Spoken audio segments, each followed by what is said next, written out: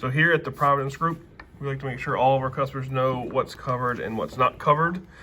Now you could go through your owner's manual, which is 304 pages long.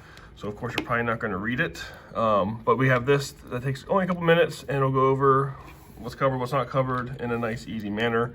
The first part at the top here, the warranties that come on your new or used car. The first one, the adjustment period warranty. This is the warranty that most customers are not aware of, and all your new vehicles will come with a 12-month, 12,000 mile adjustment period warranty. Now what that means to them is it'll cover things like squeaks, leaks, and rattles, any sort of adjustments like weather stripping, could be wires behind door panels that come loose in here rattling in the door. That's what it's there to cover. Next, you have your basic warranty. This would be your 3-year, 36-month, or 36,000 mile warranty. Most people refer to it as bumper to bumper, roof to road. Fun fact, when we talk about the basic warranty, bumpers themselves not actually covered, but it is there to cover a lot of things like AC, heat, water pump, alternator, backup camera, Bluetooth, cruise control, suspension, those type of components. Then the longest warranty, the powertrain warranty. That is for, in this case, 60 months or 60,000 miles, whichever comes first. And that's going to cover things like engine and transmission. Most people, when they think of powertrain, that's what they think of. Now, in the owner's manual, it states the powertrain warranty will cover the internally lubricated parts of the engine, transmission, drive axles. Key phrase there being internally lubricated, things like valves, gaskets, seals, timing chain, things that are touching oil, versus things that are attached to the engine like your water pump, your alternator. Those would be covered under the basic warranty, not the powertrain warranty. Now, what the manufacturer is not going to cover, they're not going to cover your tires or wheels. That could be due to underinflation, overinflation, road hazard, cosmetic damage. They're not going to cover incidentals. That could be things as dents, dings, windshield damage, loss of stolen keys. They're not going to cover maintenance, your oil changes, tire additions, belts, hoses, brake pads, spark plugs. They're not going to cover environmental damage, damage to the paint, the interior, damage due to theft, accident, or fire. And then lastly is the repairs and roadside assistance. Any non-covered repairs, run out of fuel, lock of the vehicle, flat tire changes, service loaners, and rentals.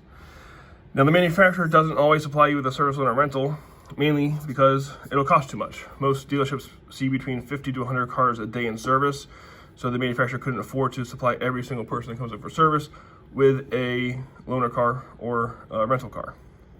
Now the manufacturer is there to cover defects. They'll define defects as anything misbuilt, misassembled, or misdesigned. So if it falls under those 3 criteria, they take care of the parts and labor, and you pay nothing out of your pocket. What they're not going to cover is everything else: wear, tear, and use. Now, the 4 most common causes of wear, tear, and use are going to be the climate, the environment. That would be things like acid rain, bird droppings, hail damage, things of that nature. Road conditions, things in the road, nails, screws, potholes, or things fall off people's trucks by chance. Your personal driving habits. Some people see a curb and they just have to hit it. Or maybe that you eat or drink or have pets in your vehicle or kids, right? They could damage the inside of the car. And the last one there is lack of or improper maintenance. So maintenance is a big thing. If you do not maintain the vehicle properly, these manufacturer warranties don't actually do you any good. Like for example, if the manufacturer says change your oil every 5,000 miles, you change it every 10, and the engine fails, the manufacturer does not supply you with a new engine because you neglected to maintain it properly. Now, out of these 4, what can you, the consumer, control? Well, you can't control the climate or the environment, you can't control the road conditions, but you can control your driving and you can control your maintenance. So you can control 2 out of the 4 most common. What can the manufacturer control out of those 4? Well, they can't control the climate and environment either. They can't control the road. They can't control how you drive, and they can't control if you do the maintenance or not. So they can't control any. That's why it's called a limited manufacturer warranty, because they're limited based off what they can control.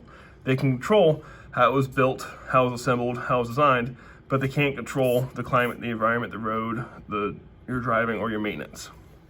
That is why the manufacturer reserves the right to decide, did the part fail to being a defect, or did the part fail to wear, tear, and use? That's what creates the uncertainty, the gray area of is it covered or is it not covered? So because of that, here at the Providence Group, we've created a benefit package that covers the entire vehicle under one complete coverage, removing the defect only and removing the wear, tear, and use.